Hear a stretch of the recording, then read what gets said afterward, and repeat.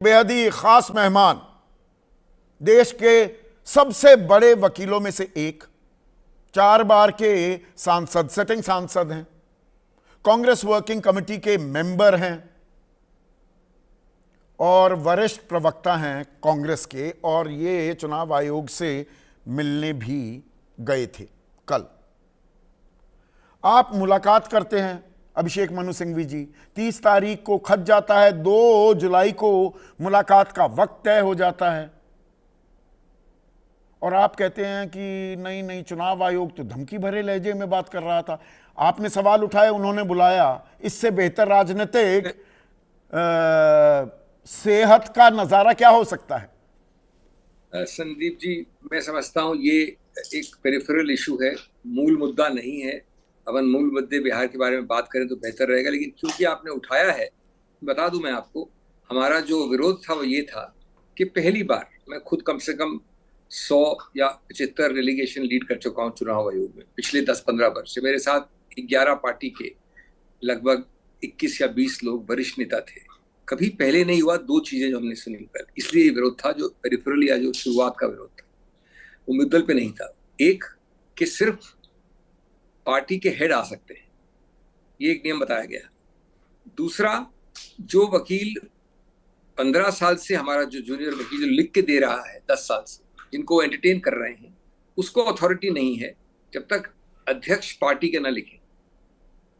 और पहला रूल तो ये था कि अध्यक्ष को खुद को आना पड़ेगा हर पार्टी। तीसरा, 2 व्यक्ति प्रति पार्टी से ज्यादा नहीं।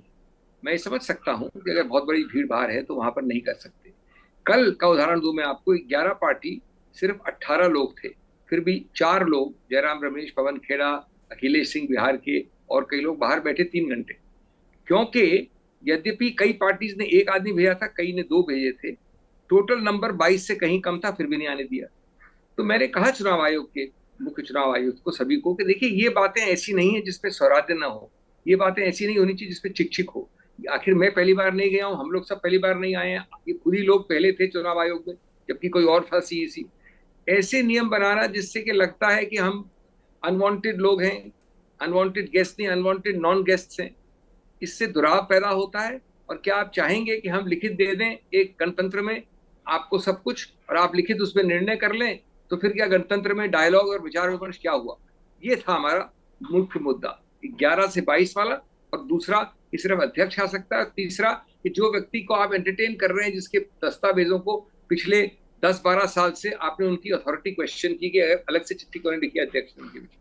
ये 3 थे।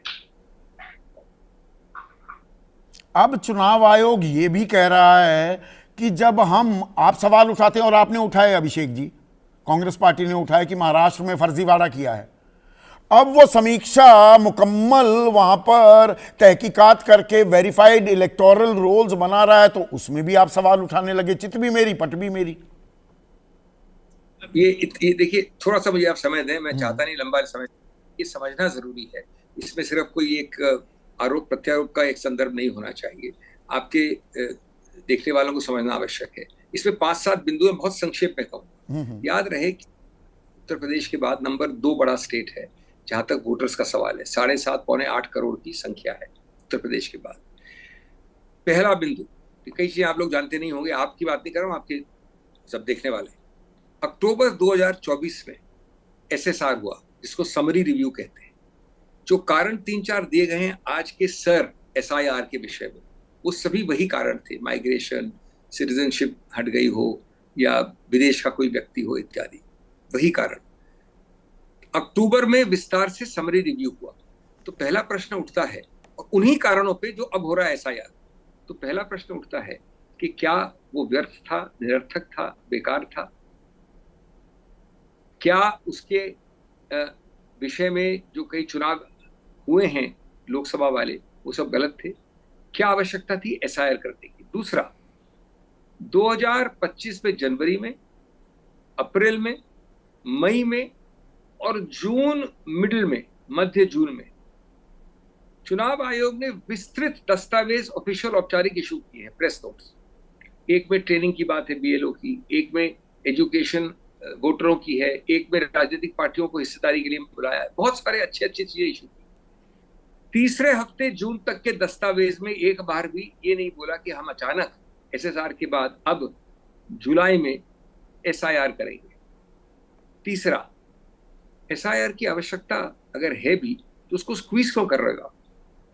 2003 में एसआईआर हुआ था और अब हो रहा है। उसके बीच में आप भी जानते हैं संदीप जी, कम से कम 4-5 चुनाव हो चुके हैं बिहार के। अब किसी में भी ये समय की सीमा जो स्क्वीज हुई है 1 महीने में, जुलाई में, उसमें आप 2 महीने और ऐड कर लीजिए जो कि नहीं दिए गए। उन्होंने 1 महीना दिया जुलाई सिर्फ इन्यूमरेशन के लिए, लेकिन 3 महीने भी ऐड कर लें। 7.25 करोड़ की संख्या में जब 2003 का एसआईआर हुआ था तो चुनाव 1 साल दूर थे लोकसभा के। जब 2003 का एसआईआर हुआ था तो असेंबली के चुनाव 2 साल दूर थे। यही चुनाव अगर 4 हो चुके हैं, क्या चारों गलत थे, खराब थे, तो 5वां होने दीजिए और इसी प्रक्रिया को हम इसके विरोध नहीं करते, आराम से इत्मीनान से व्यापक रूप से करिए दिसंबर 2025 के बाद। आप स्क्वीज कर रहे हैं। अब स्क्वीज का मतलब क्या हुआ? आपको कुछ मैं कंडीशन बताऊं तो आप समझिए कि क्या सच्चाई क्या है। अगर आप 2003 की लिस्ट में हैं तो आपको छोड़ दिया गया, उसको भूल जाइए। लेकिन 3 जो कैटेगरी बनाई है कि अगर आप 87 के पहले जन्म हुआ है तो आपको एक अपना बर्थ सर्टिफिकेट पैदा करना पड़ेगा। अगर आप 2003 की लिस्ट में नहीं है, उसकी बात हो रही है। अगर आप 87 से लेकर लगभग 2004 के बीच के हैं तो आपको अपना और या माँ का या बाप का करना पड़ेगा, साथ साथ दोनों में से एक का। और अगर आप 2004 के बाद हैं तो तीनों करने पड़ेंगे, खुद का, माँ का और बाप। अब आप जानते हैं कि बिहार में क्या इनइक्वालिटीज हैं। इस वक्त जुलाई में बहुत सारी बड़ी तादाद पे रोपने की प्रक्रिया में पंजाब हरियाणा लेबर जाती है। आप उनके घर जाएंगे तो कोई नहीं मिलेगा। कुछ समय बाद बाढ़ होगी नॉर्थ बिहार और साउथ बिहार में, ये बड़ा जबरदस्त एक प्रकल्प रहता है। घर उजड़ जाते हैं। SC ST माइनॉरिटी बैकवर्ड क्या अगले 1 महीने तक वो दौड़ लगाते रहेंगे अपना, अपने पिता, अपने माता का बर्थ सर्टिफिकेट लेने के लिए? मैं आपको ये कह सकता हूं कि मैं अगर आपसे भी या मेरे से भी बर्थ सर्टिफिकेट मांगे आप अर्बन जगह दिल्ली जैसी में, तो मुझे कुछ समय लगेगा लाने में। बिल्कुल नहीं। इसमें अभिषेक जी संदीप जी एक मिनट। हाँ। आप पिछले 10-15 साल से अगर मैं छींकने भी जाता हूं तो आधार कार्ड मांगते हैं या राशन कार्ड मांगते हैं। ये पहली बार मैंने सुना कि सरकार ने अपने खुद की आवश्यकता आधार और राशन को छोड़ के कहा कि वो कोई मायने नहीं रखते। आपको सिर्फ बर्थ सर्टिफिकेट और या आपके फादर या मदर और या तीनों का चाहिए होगा, तीनों कैटेगरीज।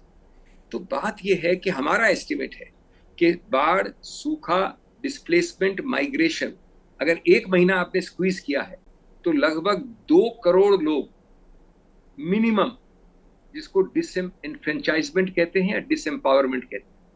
और अंतिम बात, आपने बड़ा कृपा की, मुझे समय दिया। क्या आप जानते हैं कि लेवल प्लेइंग फील्ड चुनाव का आधार है?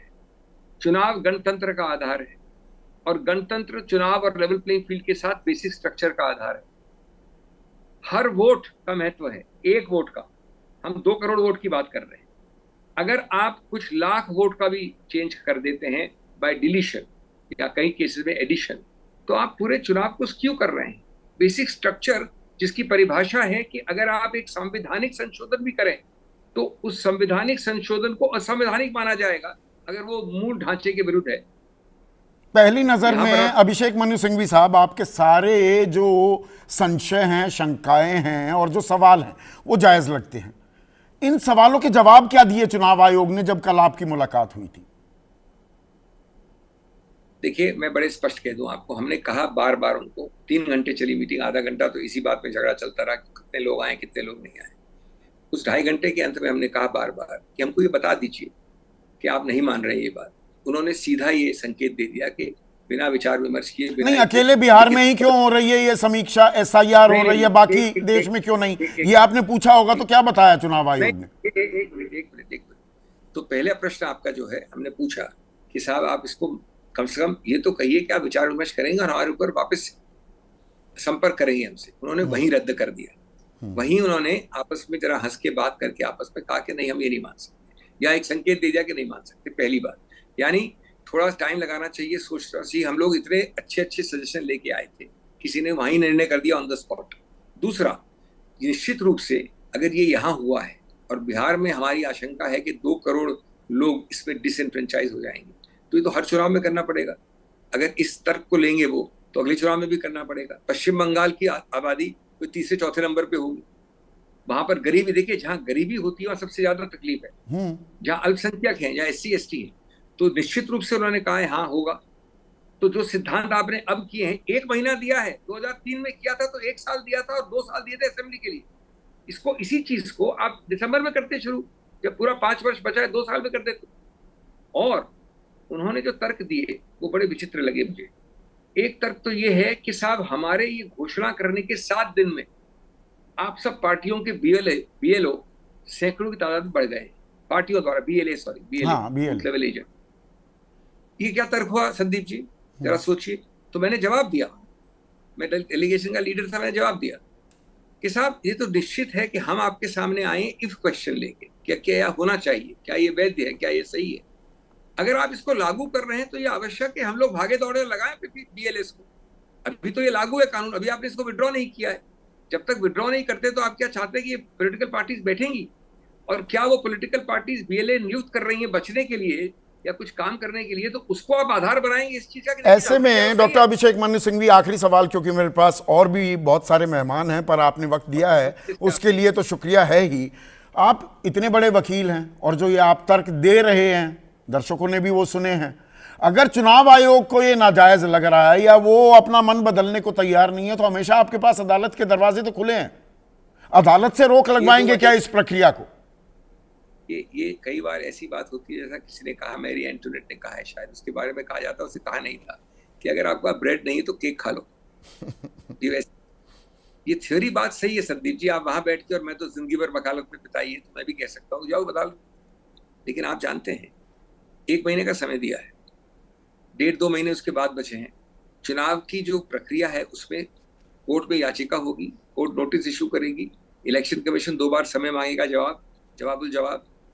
उसके बाद जब तक सुनवाई होगी पूरी प्रक्रिया कंप्लीट हो जाएगी। मॉडल कोड ऑफ कंडक्ट आने के बाद आमतौर पे उच्चतम न्यायालय या कोई भी न्यायालय कानून के अनुसार इंटरफेयर ही नहीं करता है।